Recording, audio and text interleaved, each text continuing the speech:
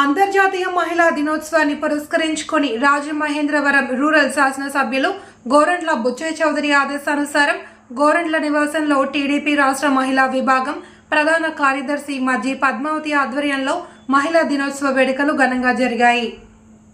మహిళలు అన్ని రంగాల్లో రాణిస్తూ తమ ఉనికిని ప్రతిభను చాటుకోవడంతో పాటు వివిధ రంగాలను శాసిస్తున్నారని రాష్ట్ర వైద్య విభాగం ప్రధాన కార్యదర్శి డాక్టర్ గోరంట్ల రవిరామ్ కిరణ్ పేర్కొన్నారు.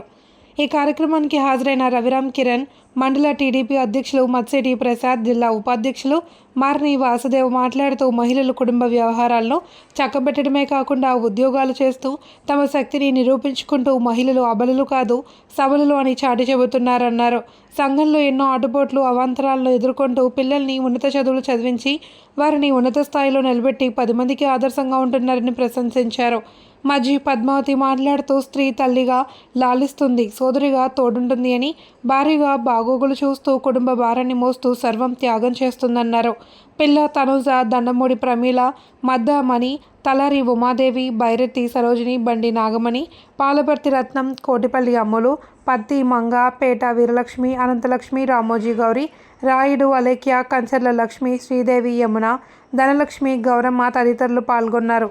సంవత్సరం మన భారతదేశంలో మార్చి 8వ తారీఖున జాతీయ మహిళా దినోత్సవంగా జరుపుకుంటుంటాం.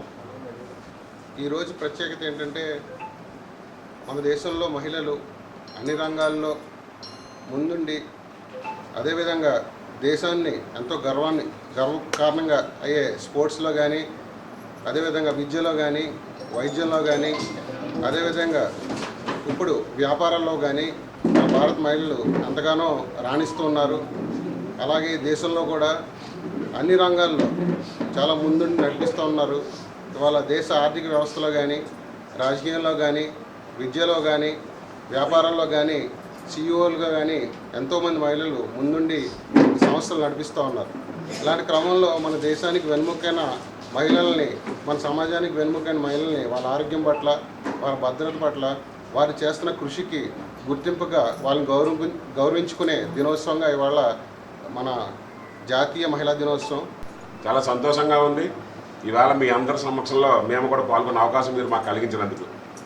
ఏదైతే డాక్టర్ గారు చెప్పినట్టుగా మన నియోజకవర్గంలో మీరు అందరూ కూడా ఒక ఐక్యతతో ఎన్నికల ముందు ఏ విధంగా పనిచేశారో, ఎన్నికల అనంతరం కూడా అదే ఐక్యత మీరు ముందుకు సాగుతూ ఇటీవల జరిగినటువంటి శాసన మండలి ఎన్నికల్లో కూడా మీరు అందరూ కూడా సమిష్టిగా పనిచేసి ఈ నియోజకవర్గంలోనే అత్యధిక మెజార్టీ రావడానికి మీ యొక్క పూర్తి సహాయ సహకారాలు అందించారు. ఇదే స్ఫూర్తితో మన శాసనసభ్యులు గోరంట్ల బుచ్చయ్య గారి నాయకత్వంలో మేము మనందరం కలిసి ముందుకు సాగుతామని సందర్భం తెలియజేస్తూ ఈ యొక్క కార్యక్రమంలో పాల్గొనే అవకాశం నాకు కలిగించిన మీ అందరికీ మరొక్కసారి ధన్యవాదాలు తెలియజేసుకుంటున్నాను. మోహన్ రాయ్ కానీ, కందుకూరు వీరస్వామి పంతులు గారు కానీ, వితంతువులకి వివాహాలు చేసే దగ్గర నుంచి కానీ ఈవేళ చూస్తే అన్ని రంగాల్లోనూ విద్య, వైద్య, వ్యాపార, రాజకీయ రంగాల్లో ఈవేళ ఈ మహిళా మనులందరికీ కూడా ఈ సమాజంలో పురుషులకు ధీటుగా ఈ సమాజ అభివృద్ధిలో వారు కృషి చేస్తూ ఉన్నారు. వారికి ప్రత్యేకంగా ఈవేళ మొత్తం ఈ పురుష ప్రపంచం అంతా కూడా ఈ మహిళా మనులకి తల వంచి నమస్కారాలు చేసుకోవాలి.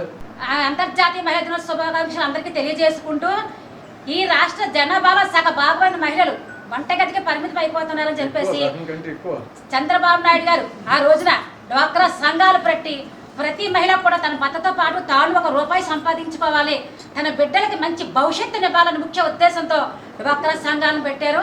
మరి ఆ మహానుభావుడికి డ్వాక్రా సంఘాలు పెట్టాలని ఆలోచన ఎలా వచ్చిందో తెలియదు. ఈ రోజున ఆ డ్వాక్రా సంఘాలు ఇలా వృక్షాలుగా మారి ప్రతి మహిళ కూడా తన కాళ్ళ మీద తనకు నిలబడాలి,